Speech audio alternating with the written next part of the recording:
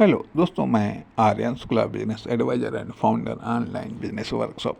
मित्र, हम बात करना चाहेंगे सेल्स टूल्स के बारे में। सेल्स टूल्स के बारे में अर्थात सेल्स के टूल्स क्या हैं। सेल्स टूल्स कह लीजिएगा, मार्केटिंग टूल्स कह लीजिएगा, या बिजनेस टूल्स कह लीजिएगा।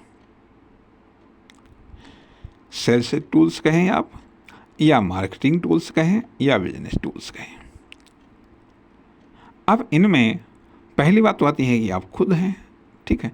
दूसरी बात आती है कि साधन या संसाधन, प्रोडक्ट के रूप में, कार्य के रूप में, सर्विस के रूप में, या सुविधा के रूप में। दूसरी चीज़, फर्म, दुकान, कंपनी, ये सेल्स टूल्स हैं। मार्केटिंग टूल्स हैं, बिजनेस टूल्स हैं। बिजनेस टूल्स हैं, अब ये वैसे ही हैं, अर्थात ये है लेयर है। एक तरीके से ये मानिएगा कि सेल्स, बिजनेस या मार्केटिंग टूल्स की लेयर है। लेयर हैं जिनमें पहली लेयर कंपनी की आती है। कंपनी की आती है जो कि biggest tools of sales, marketing and business, ठीक है। सेकंड नंबर पर फर्म आती है। Firm is the second tools of business, marketing and sales. Third number पर दुकान आती है।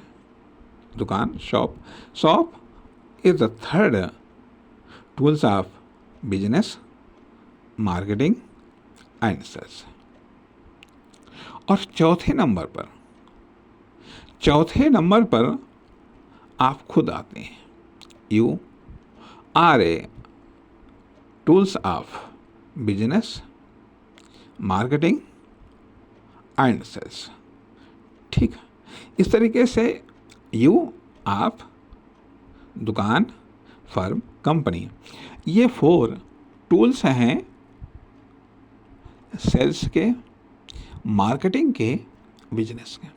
अब यू और फर्म, दुकान, कंपनी, इनके टूल्स हैं प्रोडक्ट, सर्विस, कार्य और सुविधा। अर्थात अब जब आप टूल्स हैं सेल्स के, जब आप टूल्स हैं, अब एक तो ये चीज़ आती है कि जब आप टूल्स हैं तो आप डायरेक्ट आप सेल्स कर रहे हैं, प्रोडक्ट की सेल्स कर रहे हैं, या फिर सर्विस की सेल्स कर रहे हैं, या कार्य भी आप खुद कर रहे हैं और सुविधा भी आप खुद दे रहे हैं, ठीक। दूसरी चीज़ आती है कि दूसरे नंबर पर आती है दुकान। जब आप दुकान या ऑफिस के द्वारा आप सेल कर रहे हैं, प्रोडक्ट की सेल कर रहे हैं, या फिर कार्य की सेल कर रहे हैं, या सुविधा की, या फिर सर्विस की। और अगले नंबर पर फर्म के द्वारा जब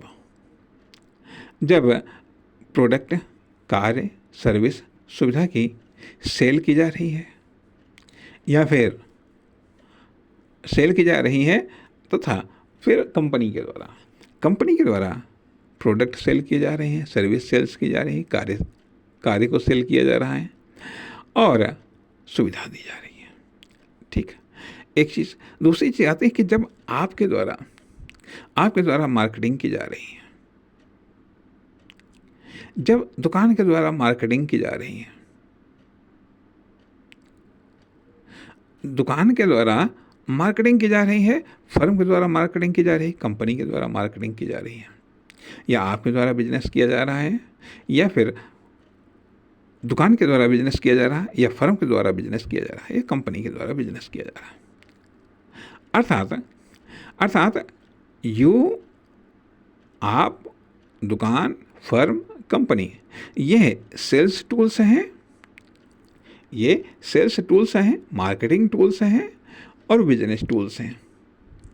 और कंपनी, फर्म, दुकान, कंपनी, यू, इनके टूल्स प्रोडक्ट हैं, सर्विस हैं, कार्य हैं और सुविधाएं। ठीक है, अब ये टूल्स की तरह हैं। अब यदि मान लिया तथा अब मेन टूल्स आ जाते हैं। मेन टूल्स, हेल्पिंग टूल्स और कंप्लीमेंट टूल्स। अब यदि आपके पास में, यदि आप मेन टूल्स हैं तो आपके लिए हेल्पिंग टूल्स के रूप में प्रोडक्ट हो सकता है या कार्य या सर्विस या सुविधा हो सकती है, लेकिन आपके पास में कंप्लीमेंट टूल्स नहीं है। लेकिन यदि आपके पास में दुकान है,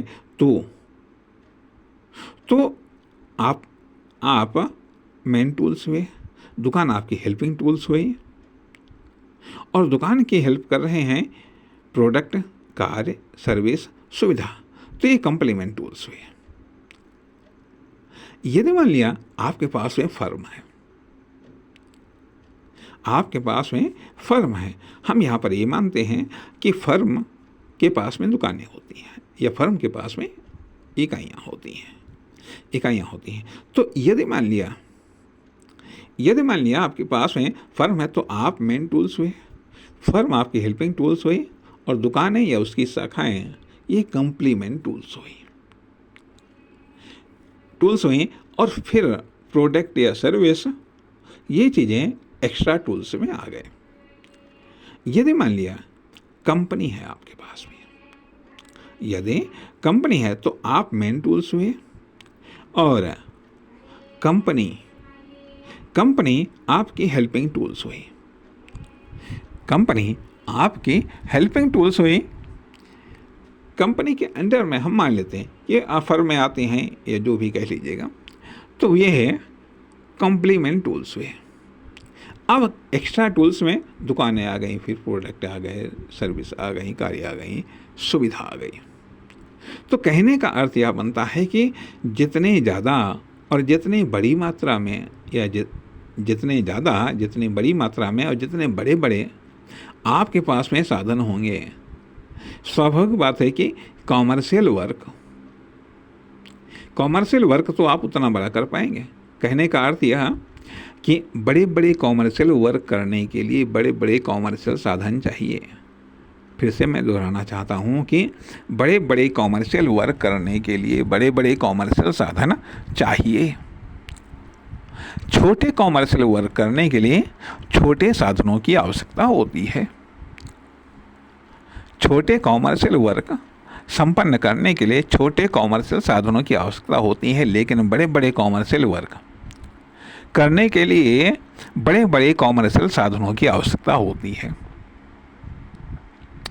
मान लिया जैसे कि पता चलता है कि आपको बड़ी बड़ी नदियों पर पुल बनाने के 10 पुल बनाने के लिए आपको ठेका मिला है, तो स्वाभाविक बात है कि एक बड़ा कार्य है जो कि अकेले आप व्यक्तिगत तौर पर नहीं कर सकते। उसके लिए बड़ा साधन चाहिए, अर्थात कंपनी के रूप में, लिमिटेड कंपनी के रूप में आपके पास में व्यावसायिक साधन हो। यदि